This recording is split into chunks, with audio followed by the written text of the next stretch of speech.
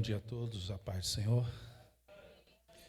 Felizes poder estar com os irmãos, aproveitando o tempo para adorar e para ouvir o que Deus tem de especial para nós. Espero que Deus nos fale ainda mais. Testemunho é sempre importante, porque é uma declaração que nós fazemos daquilo que nós cremos, acreditamos, aquilo que nós confiamos, a maneira como nós confiamos em Deus. Que Deus possa abençoar a vida da irmã, seu filho, sua família, e lhe dar tudo aquilo que a irmã tem pedido. Glória a Deus por isso. Você também possa ter como exemplo isso. Momento de dificuldade, quando não se pode fazer nada, colocar a confiança em Deus. Eu quero dizer a você, deixar uma palavra para você. Dizer a você o seguinte: não ame. Não ame, não faça isso. Você está surpreso, né? Pela manhã, chegando aqui, aí fomos tomar ali um cafezinho. Tomei café em casa, mas cheguei ali, estava lá o café. Café sabe como é que é, né? Estava lá, fui tomar um cafezinho, sentei lá com o pastor Jarbas, com o filho, com a nora, com a esposa, Vera.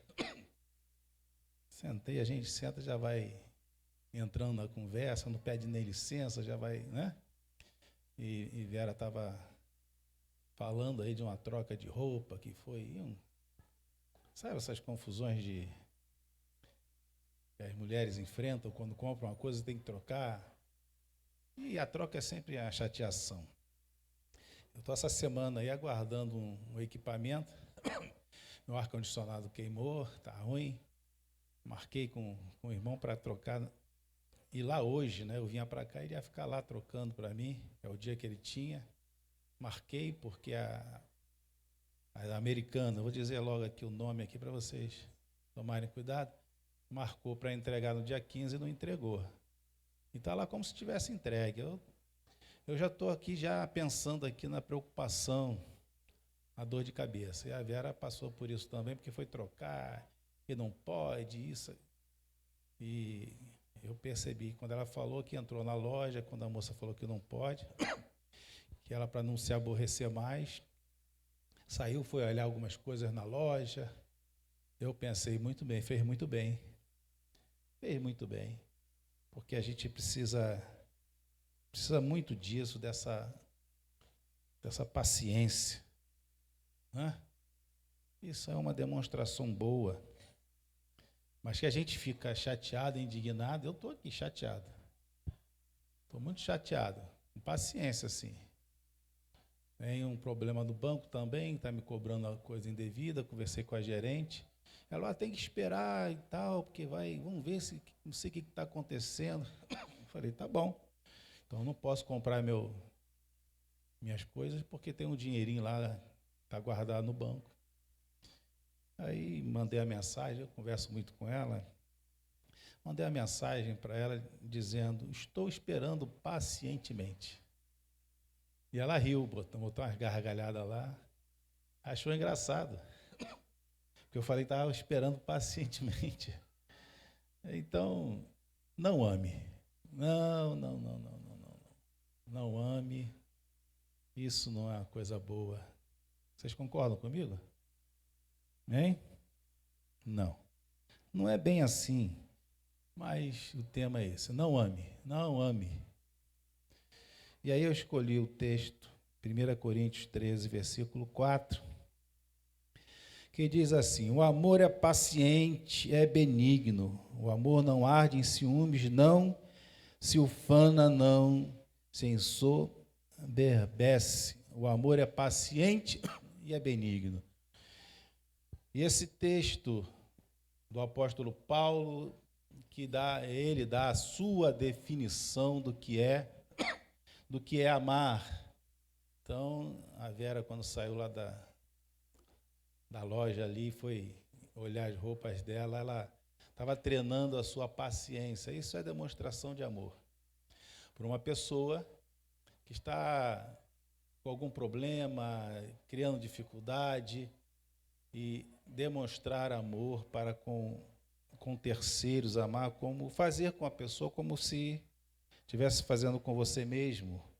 E o amor, ele deve ser dedicado primeiramente a Deus e depois a nós e ao próximo, né? O próximo como a nós. Devemos nos amar também da mesma maneira como devemos amar o nosso próximo. Então, paciência na definição do apóstolo Paulo, o que é o amor. O amor é paciência. Ele é benigno, mas é também, acima de tudo, e a primeira coisa que ele diz, o amor é paciência. Amor não é só uma frase, não é só uma expressão, mas amar é ter paciência. Eu estou dizendo você, não ame, porque está difícil, né? Ter paciência. Essa semana, faz umas 2 semanas, acho que não sei se eu já falei aqui, na segunda-feira é o dia mais complicado, que eu acordo na segunda-feira, eu já começo a olhar a semana, falei, tanta coisa vai acontecer. Aquela coisa depressiva quer pegar você, né? Eu falo, não vai não, e vamos orar, vamos ler a Bíblia e tal, e vamos enfrentando. Mas a gente vai vendo desde a segunda-feira, as coisas vão acontecendo, aquilo vai tirando a sua paciência. Você tem televisão em casa? Isso tira a paciência, irmãos. Eu não consigo ver mais jornal, né? Jornal da televisão, eu não consigo mais. Quando coloca assim, eu falo assim, não, por favor. Na hora do almoço, na hora do café, não, bota um desenho, qualquer coisa aí. Não, tira esse troço, eu não tenho paciência para isso. E eu fico pensando, você está rindo? Você também, eu acho que está nesse ponto, né? Eu falei, meu Deus, o que está acontecendo comigo? Amor é paciência. Não pode, não dá, eu não consigo. Não estou conseguindo. E está sendo difícil para mim, né? E a gente expressar isso com tranquilidade. O apóstolo Paulo fala aquilo que o amor não faz. O amor, versículo 4 ao versículo 8, o amor é paciente, é benigno, o amor não arde em ciúme, o amor não se ufana, não se engrandece, o amor não se ensoberbece. O amor não é soberbo. Né? Essa palavra soberba, que é elevar-se acima daquilo que você é. Lembrem de Satanás, quando ele quis ocupar o mesmo espaço de Deus. Isso é soberba. Ele era muita coisa, mas ele não era o que ele queria ser, o que ele achava que deveria ser. Isso é um problema que a gente tem, às vezes a gente enfrenta. A gente quer ocupar o espaço de determinada pessoa, a gente quer ocupar a posição de determinada pessoa, a gente quer estar no lugar onde nós não nos compete, né? Cada um tem que estar no seu quadradinho. Você não tem que fazer isso, eu não tenho que fazer isso, nós não temos que fazer isso. Então, elevar-se acima daquilo que nós somos. Isso foi o primeiro pecado que Satanás cometeu, quando ele quis se colocar no lugar aonde Deus estava. E este pecado, a soberba, é a mãe de todos os outros pecados. Não existe qualquer pecado que seja mais problemático, pior do que a soberba. Querer se colocar no lugar que não lhe compete, porque daí vem todas as coisas. Foi o primeiro pecado. O diabo é o pai da mentira, mas ele, como pecado, a primeira coisa que ele cometeu foi exatamente isso. Se elevar e se colocar no lugar que não devia. Mas o que o que diz Filipenses capítulo 2, o que diz Filipenses no capítulo 2, versículo 3 a 8.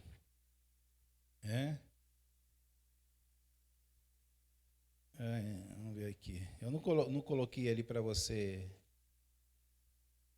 ler, mas eu vou ler para você o que diz Filipenses, capítulo 2, versículo 3 ao versículo 8. Nada façais por partidarismo ou vanglória, glória vã, mas por humildade, que é o contrário da soberba, né? Considerando cada um dos outros superiores a si mesmo. Você considerar as pessoas superiores a você, para você não ocupar o espaço dos outros. Não tenha cada um em vista o que é propriamente seu, esse egoísmo de achar que eu sou mais importante, que tudo é para mim, senão também cada qual o que é dos outros. Isso é amor, né? Tende em vós o mesmo sentimento, sentir a mesma coisa, que houve também em Cristo Jesus, pois ele, subsistindo em forma de Deus, né, sendo ele Deus, não julgou por usurpação, querer tomar o lugar, né, ou ser igual a Deus. Mesmo sendo Deus, ele não quis usurpar essa condição, mas antes, a si mesmo se esvaziou, assumindo a forma de servo, tornando-se em semelhança de homens e reconhecido em figura humana. A si mesmo se humilhou, tornando-se obediente até a morte de cruz. Tá? Então, a soberba que fala aqui, Coríntios capítulo 13, não é amor, as coisas que o amor não são. Versículo 5, não se conduz inconvenientemente, não procura os seus interesses, o que nós lemos também ali em Filipenses.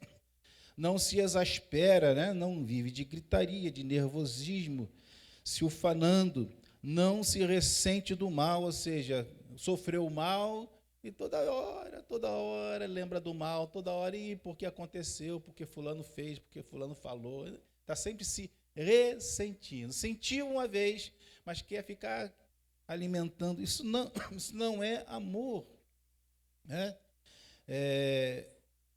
Não se alegra com a injustiça, mas se regozija com a verdade. Tudo sofre, tudo crê, tudo espera, tudo suporta, o amor jamais acaba. E aí vem o pastor e fala, não ame. Não ame, porque nós estamos vivendo um momento de muita impaciência. Não ame.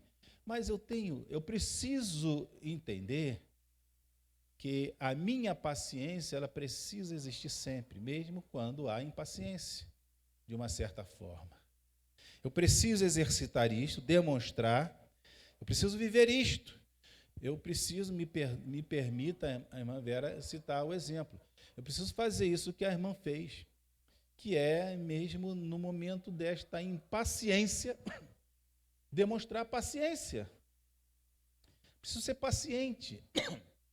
Nesse momento tão crítico, em que eu sou afrontado, em que eu sou testado, eu preciso ser paciente, eu preciso de alguma maneira buscar um meio, uma forma de eu me livrar desta pressão e não deixar que esses apelos, né, do mundo venham me afetar a ponto de eu perder a paciência com aquela pessoa. Porque eu preciso ter paciência com as pessoas. Porque Deus tem uma paciência comigo muito grande. E a Bíblia diz que Deus é muito paciente. E eu sou salvo por causa da sua paciência. Até hoje, depois que Cristo morreu, ressuscitou, e os apóstolos e os pregadores pregaram e pregam esta mensagem de transformação, de amor, de Deus ao nosso coração, ainda hoje os homens estão rejeitando. E Deus ainda aguarda, Deus ainda espera. Deus espera, minha irmã, a conversão ainda do seu filho. Uma conversão genuína. Deus espera que você ainda se retrate com Deus. Deus espera que você, que está andando num caminho torto, um caminho que não é o caminho perfeito, Deus ainda espera que você tenha um momento de lucidez, de consciência, e entenda o grande amor de Deus que é demonstrado através da sua paciência comigo, com você, a ponto de dizer: eu vou te dar ainda um dia, para que você possa refletir, voltar atrás, se converter e andar no caminho. A paciência de Deus é muito grande, e Ele tem paciência com as pessoas, Ele tem paciência com os meus erros. Não, Ele não gosta daquilo que eu faço de errado. Não, Ele não gosta, Ele reprova. Mas Ele é paciente comigo, enquanto eu vivo nesse tempo chamado tempo da graça, onde o amor de Deus se expressa através desta coisa chamada amor paciente. Deus é paciente, Deus tem sido paciente. Você pode falar assim: não, eu vou esperar mais um pouco, vou esperar mais um dia, mais uma semana, quem sabe, eu não vou fazer, eu vou esperar. Deus está tendo paciência com você. Até quando Ele vai dar tempo a você, mas enquanto você estiver vivo, Ele terá paciência com você. O grande problema é que você não sabe o dia nem a hora em que Ele vai levar você. E o dia e a hora quando você partir, você precisará estar com as suas contas completamente pagas, resolvidas com Deus, porque o tempo da paciência de Deus vai terminar no dia em que você tombar. E aí acaba esta paciência de Deus com você, mas enquanto você viver e eu viver, nós vivermos no tempo desta graça, Deus terá paciência com você. Mas eu digo a você, não tenha. Não ame. Não seja paciente. Não. Será que você suporta para ser assim tão paciente? Será? Existem meios que nós devemos buscar para exercitar isso, este amor paciente. Existem os meios que Deus tem nos dado condições para, em meio a essas pressões, exercitarmos a paciência. Mas você não deve amar. Não deve amar o quê? E aí eu quero ler o texto mais direto desta mensagem que está em 1 João, capítulo 2, versículo 15 ao versículo 17.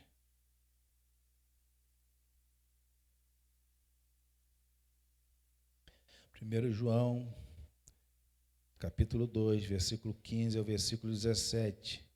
Não ame, não ameis o mundo. Então eu posso não amar. Eu devo amar e ter paciência com as pessoas. Mas eu não posso amar o mundo.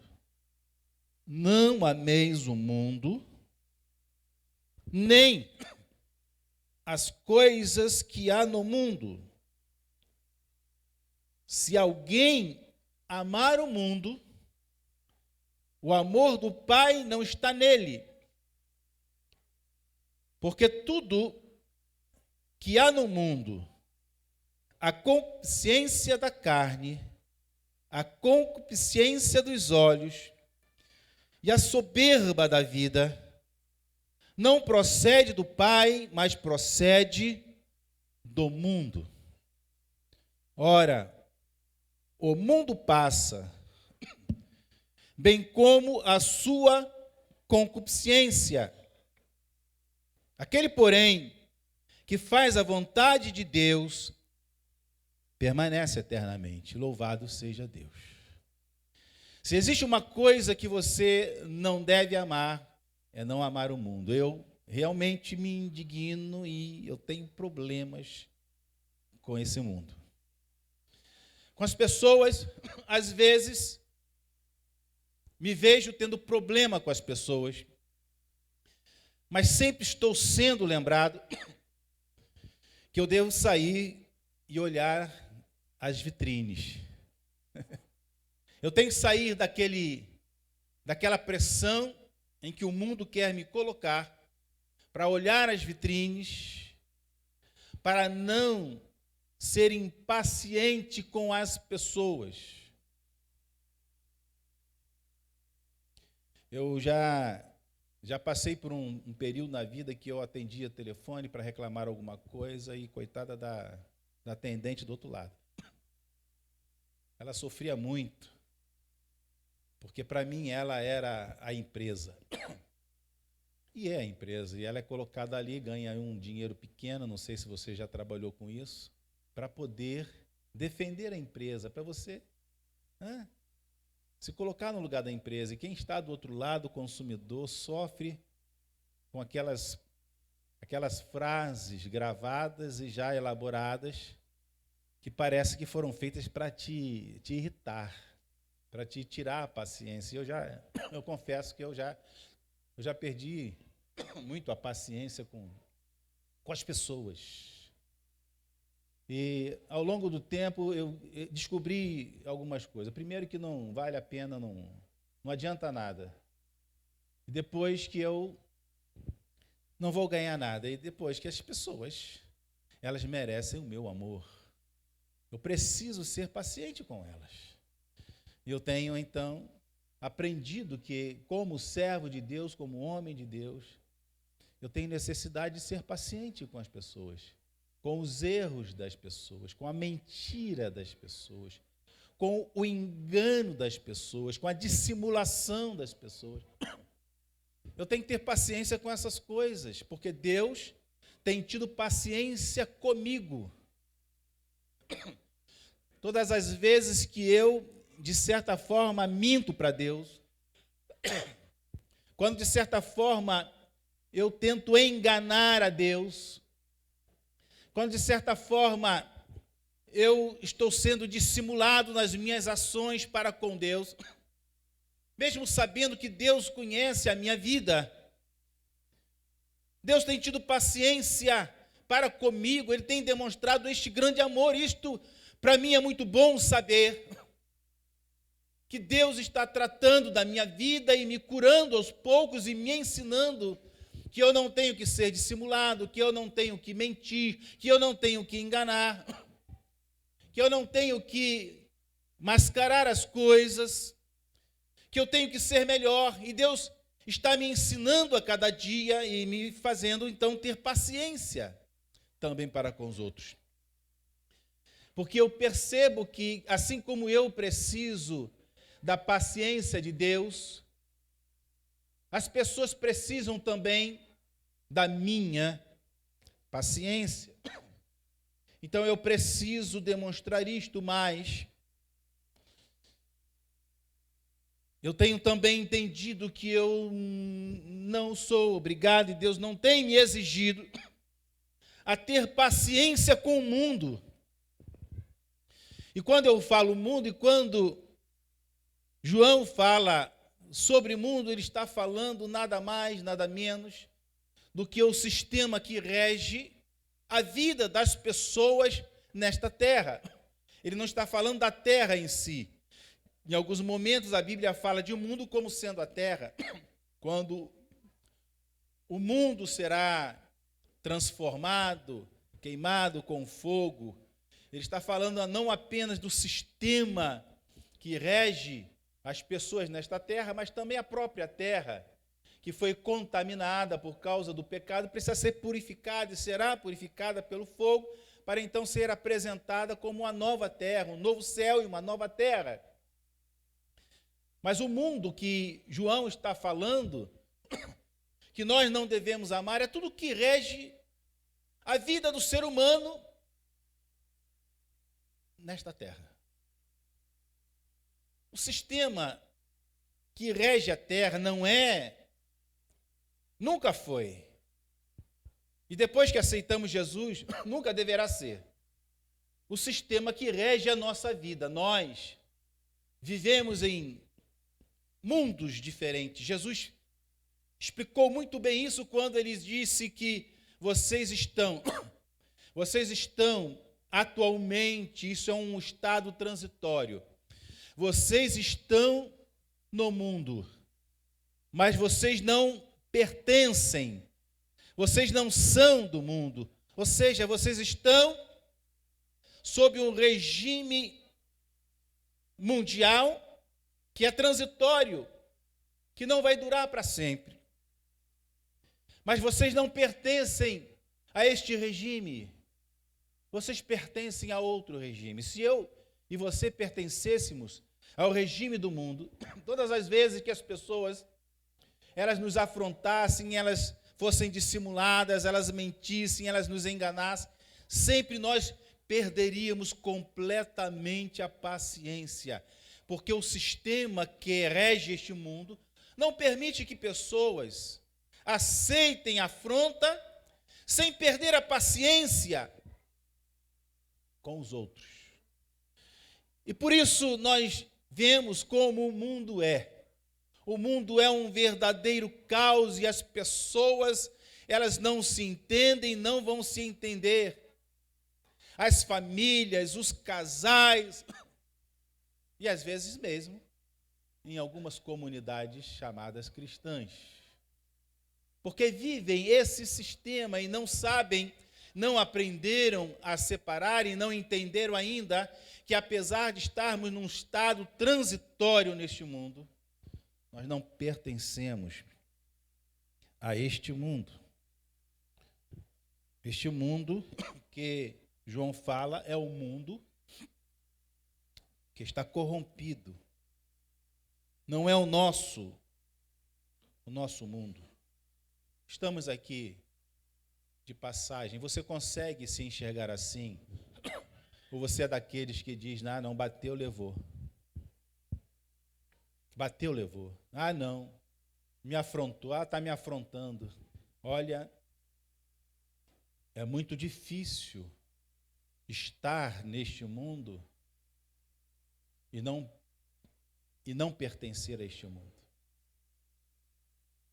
Somos uma classe, se eu posso dizer assim, categoria de homens completamente diferentes daquilo que rege este mundo. Como é que você trata o seu esposo? Como é que você trata a sua esposa? Como é que você trata o seu filho? Como é que você trata os seus pais? Como é que você trata os seus irmãos em Cristo? Como você trata o seu pastor? Como é que o seu pastor trata você? Como é que você trata o seu empregado? Como é que você trata quem te serve? Como é que você trata a quem você serve? Você tem tido paciência com o seu aluno? Aluno, você tem tido paciência com o seu professor? Entendendo as limitações dessas pessoas? Entendendo que Deus tem tido paciência com você e tem ensinado você todos os dias. O mundo onde nós estamos atualmente é um mundo corrompido e que nós não temos que amar. Amar o mundo, irmãos, é ser paciente com o mundo. Porque Paulo diz que amor é o que, irmãos? Paciência. Amar é ser paciente. Mas quando Deus fala para mim que eu não tenho que eu não devo ser paciente com o mundo, ou não amar o mundo, ele está dizendo, por que você está sendo tão paciente com esse sistema? Por que você não se indigna? Por que você não se sente afrontado quando o mundo ensina para você que o adultério é algo normal? Por que você está sendo tão paciente? Você, me perdoe aqui, não quero, mas é só um exemplo para você entender. Você abre a sua casa e liga o seu televisor para assistir aquelas coisas que ensinam os seus filhos, a nossa família, que o adultério é coisa muito normal. Que enganar é muito normal. Não, mas eu não posso impedir isso de... você ligou, apareceu. Mas você tem sido paciente com isto? Você tem sido paciente com o mundo? Você tem tido paciência com essas coisas? Você tem sido paciente com um professor que ensina que você deve ter tolerância? Tolerância é paciência. Você tem que ser tolerante com a vida moderna, porque ela ensina que homem e homem podem dormir juntos na mesma cama e se amar, porque amar é ter paciência, porque amar é tolerar, ou não seria verdade que tolerar uma vida errada, desregrada, segundo a palavra de Deus, homossexual, e aí tem várias denominações, que amar é você tolerar a pessoa? Não é verdade que amar é você ter paciência com esta pessoa? Que amar é você continuar a dar a oportunidade para que esta pessoa chegue ao arrependimento? Não é assim que Deus foi conosco, tem sido conosco, que nós devemos receber essas pessoas, não na comunhão com os santos, porque não é isto que nós aprendemos, mas que nós devemos abrir a oportunidade para que elas sejam transformadas. Não é isso que é ter paciência, não é isso que é amar? Mas será que tolerar esses ensinos é o que eu devo fazer? Será que eu devo aceitar porque as pessoas agora dizem que não se pode nem mais falar sobre este fato? Ora, tudo bem, quem não quer falar, que não fale. Eu também nem gosto de falar sobre essas coisas. E nem gosto de estar falando sobre esse tipo de coisa, mas uma coisa eu vou dizer a você, eu não tolero esse tipo de coisa.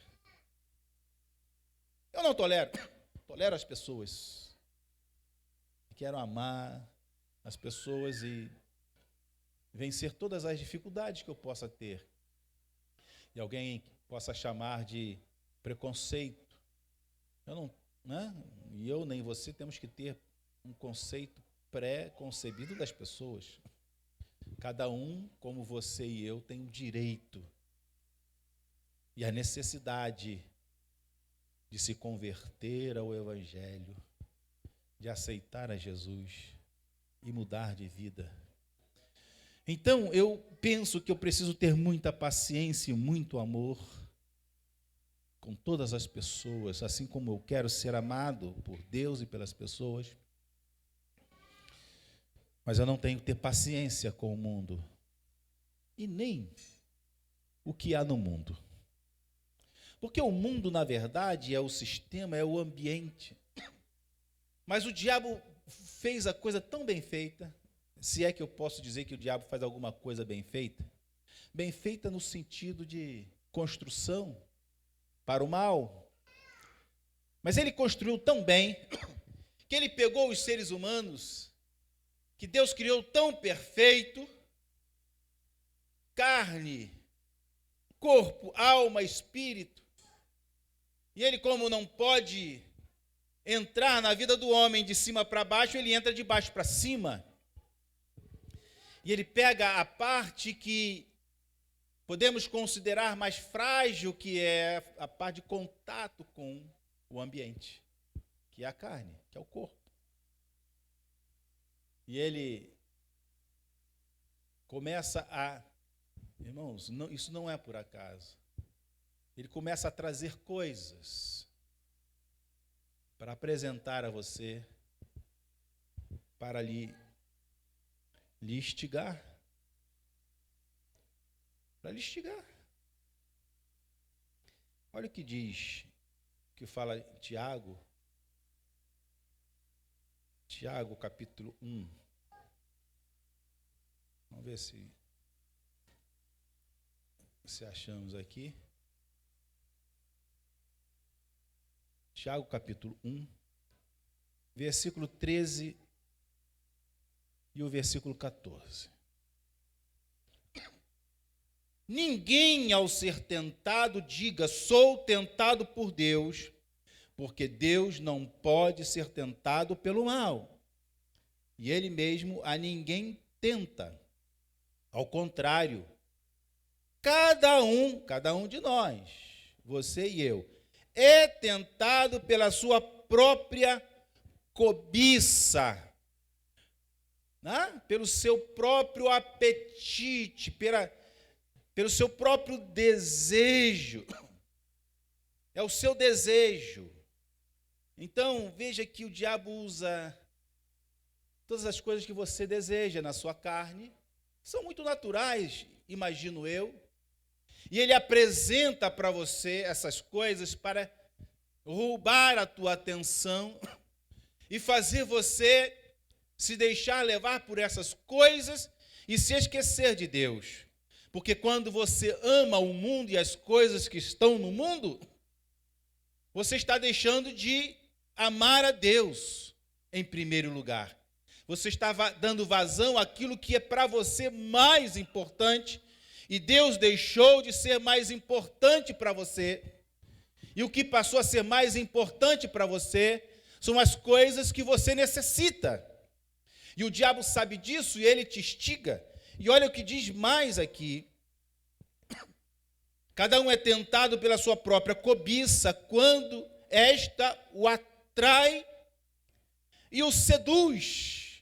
E algumas versões diz que quando você é engodado, o engodo, aquele bolo de comida que você joga em determinado lugar no mar, e depois você volta ali, os peixes estão ali, porque eles são atraídos pela necessidade de comer.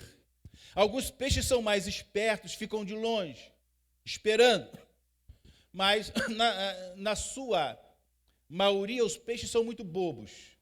E você joga ali o engodo e você vai embora. É assim que o diabo faz. Usa as nossas necessidades para nos atrair, para nos chamar a atenção, e coloca ali o engodo.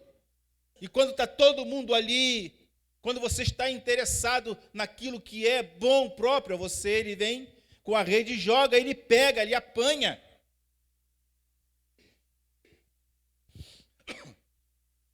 Quando esta o atrai e o seduz, então a cobiça, ou este desejo desenfreado, necessidade desenfreada, quando a cobiça, depois de haver concebido, dá à luz o pecado. Depois de você experimentar, nasce o pecado. E o pecado, uma vez consumado, gera a morte. Você quer se livrar da morte, você tem que abandonar o pecado. E para você não entrar em pecado, você não pode ser atraído pelo engodo. Para você não ser atraído pelo engodo, você tem que frear as suas necessidades. Então, eu não posso e não devo fazer tudo o que eu penso e quero e gosto, porque isto é da minha natureza, mas quando isto se torna um desejo tão frenético, seja até alimentação, ou seja o apetite sexual, seja o que for, e no apetite sexual, por exemplo, a sua carência, a sua necessidade, Deus resolve com o casamento. Você tem esse problema? Procure um esposo, procure uma esposa, ore a Deus, clame a Deus, Senhor, me dê um bom esposo, e viva feliz com ele para sempre, mas não venha com esta conversa de que eu tenho necessidades físicas. Você tem, e é aí que o diabo lhe atrai. E muitas vezes ele não fica satisfeito com as suas, saciando as suas necessidades da maneira como Deus lhe permite. O que ele faz? Ele quer dar vazão a isso. O desejo é tão grande que ele já não quer mais viver com a sua esposa, ela não quer viver mais com o seu esposo. Eu quero extravasar porque é uma necessidade que eu tenho. Meu querido, não ameis o mundo e nem o que no mundo há. Porque quem ama o mundo é porque não tem o amor do Pai nele. Porque não se pode amar a dois senhores. No momento em que eu começo a amar mais a mim, quando ele diz concupiscência da carne, concupiscência dos olhos. Passou com o esposo, que casa linda, que casa maravilhosa, eu quero essa casa para mim. Não tem problema você querer uma casa, trabalhe, compre, mas quando você coloca a sua necessidade dentro disso, você começa a cometer um pecado, porque você está se afastando de Deus. Quando o Israel, no Egito, quando ele sentiu fome, Deus deu maná. Mas eles não ficaram satisfeitos, porque a carne deles pedia carne. Nós queremos churrasco. Nós queremos churrasco, queremos picanha. Queremos picanha. Alguém aí foi atraído pela picanha? Foi só um parêntese. A picanha, né? Irmãos, engodado. Eu quero carne, quero carne. E aí, Deus deu carne, até sair pelos ouvidos. Mas o que foi isto? Não foi reclamar de Deus? Não foi abandonar a Deus? Quando Moisés subiu no monte para receber as tábuas, eles não foram fazer um bezerro de ouro? Eles não se esqueceram de Deus e fizeram aquilo que eles queriam? Nos trouxeste para cá, cadê esse Deus? Vamos fazer um Deus para nós. Vamos fazer o nosso Deus. Isso são símbolos, são exemplos. A concupiscência dos olhos, tudo que é belo, isso é muito belo. Às vezes o mais feio é melhor. Uma casou com bonito, outra casou com feio. A que casou com feio está casada até hoje. A que casou com bonito já perdeu o bonito. Tudo que é belo, grande e novo. É isso que tem no mundo.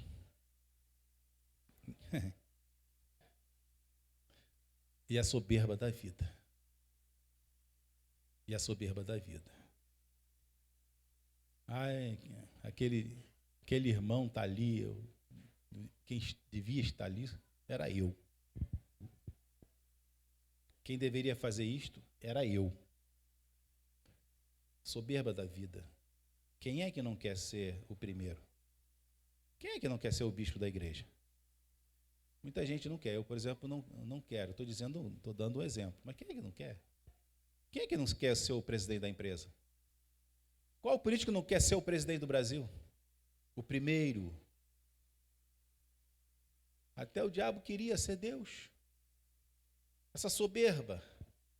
E aí, irmãos, Jesus, sendo Deus, se fez como homem para dar o exemplo. Então, terminando, seja paciente. Tenha paciência comigo. Eu vou terminar. Estou terminando, vou fechar a Bíblia. Seja paciente comigo. Seja paciente com seu irmão. Seja paciente com o vendedor. É fácil? Não é fácil, porque a sua carne pede outra coisa.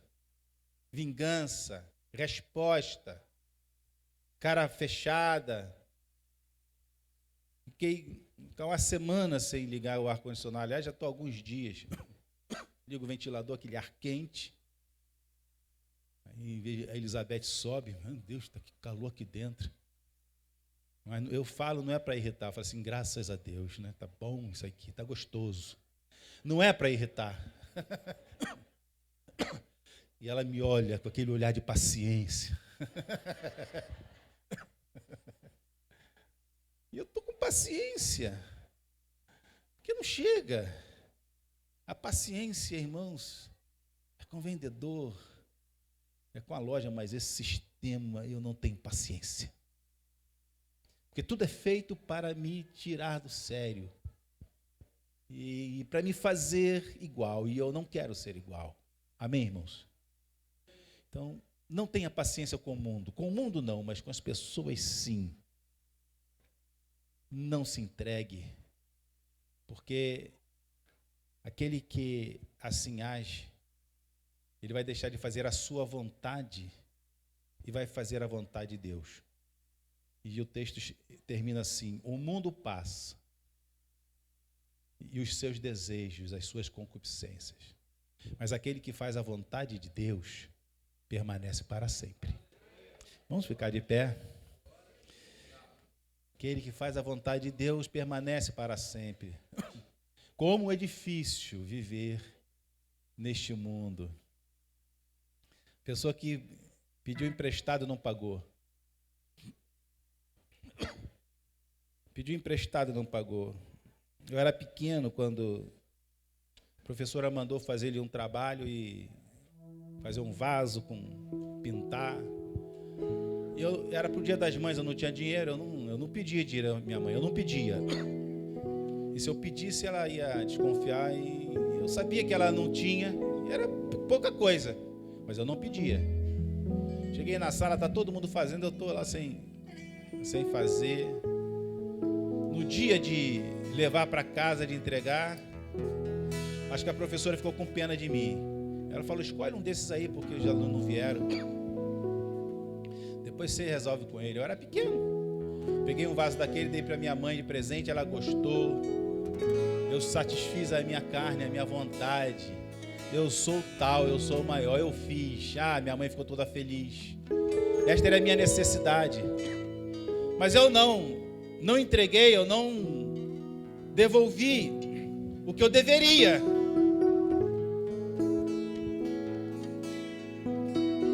Eu lembro disso até hoje. De vez em quando eu falo, Deus, me perdoa. Ficou ali. E eu sei que Deus tem paciência com as coisas pequenas que faço. Deus tem paciência com você. E você não quer ter paciência com o teu filho?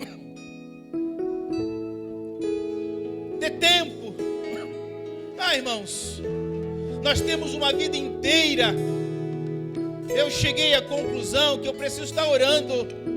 Eu preciso ter paciência com as pessoas, com a família, com os filhos, com a esposa, com os irmãos.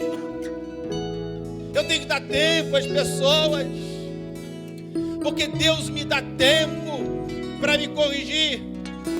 Eu tenho tido aos poucos a experiência de que as pessoas vão mudando aos poucos, aleluia, por causa da minha paciência. Isso vai acontecer com você também. Tenha paciência com o seu esposo, com a sua esposa, com o seu filho, com a sua filha. Ore ainda mais por ele. Dê tempo à vida, irmãos. ela passa rápido, mas o tempo que estamos aqui pode ser longo. Deus tem tido paciência com você. Seja paciente, mas não seja paciente com este mundo. Não aceite as coisas deste mundo. Irmãos, olhar para uma coisa e dizer não é difícil, porque meus olhos querem, a minha carne quer. O pastor falou da compra de Natal. Eu quero comprar, eu vou fazer. A minha soberba manda eu fazer, eu vou mostrar. Querido, deixe sua vontade de lado um pouco. Aleluia. Glória a Deus. Vamos orar. Vamos orar. Não ame, mas eu digo primeiro: ame, ame, ame, ame. Seja paciente, paciente, paciente. Seja paciente, meu irmão. Eu sei que é difícil, porque contraria o mundo, não é fácil. Nós estamos aqui no mundo da impaciência um com o outro, mas nós não pertencemos a este mundo. O nosso mundo é o mundo dos pacientes, porque o nosso Pai tem tido paciência conosco. Seja paciente, seja paciente. Mas assim como Deus não tem paciência com o pecado, Deus não tem paciência com o mal, Deus não tem paciência com a injustiça, seja assim também. Feche seus olhos. Coloque a tua mão no teu coração. Essa é uma mensagem para você de mudança interior, mudança de coração, de atitude. Aleluia. Louvado seja o teu nome, Jesus. Toda honra e toda glória seja dada a ti, Senhor. Tu nos deste o exemplo, Senhor, deixando lá a tua glória e vindo habitar entre os homens, se fazendo não por usurpação igual a Deus, mas por humildade, se fazendo igual a um de nós.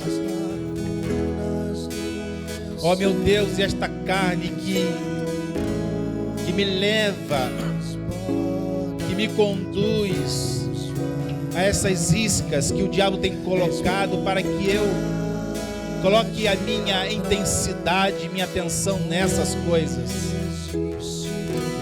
que eu possa resistir ao mal, que eu possa dizer não, que eu possa lutar contra a minha carne, que eu possa fechar os olhos, meu Deus, para os apelos do diabo, que ao sair daqui, Senhor, e mesmo aqui dentro, enquanto estou te adorando, ele tenta colocar diante de mim todos esses apelos da minha visão, da minha imaginação, do desejo dos meus olhos, Senhor.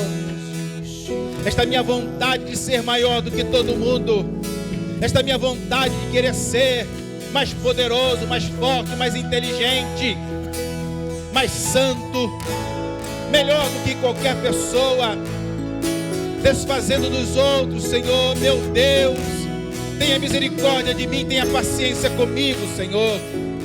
Me ajude, meu Pai, para que esta soberba que o diabo tem implementado sobre o mundo, que eu não abrace isto nunca, meu Deus. Em nome de Jesus, me ajuda, Senhor. Me abençoa, me guarde. Meu Deus, que eu seja paciente, porque o amor jamais acaba. Tudo crê, tudo espera, tudo suporta. Em nome de Jesus. Estenda as mãos sobre mim e me ajuda com teu Espírito Santo.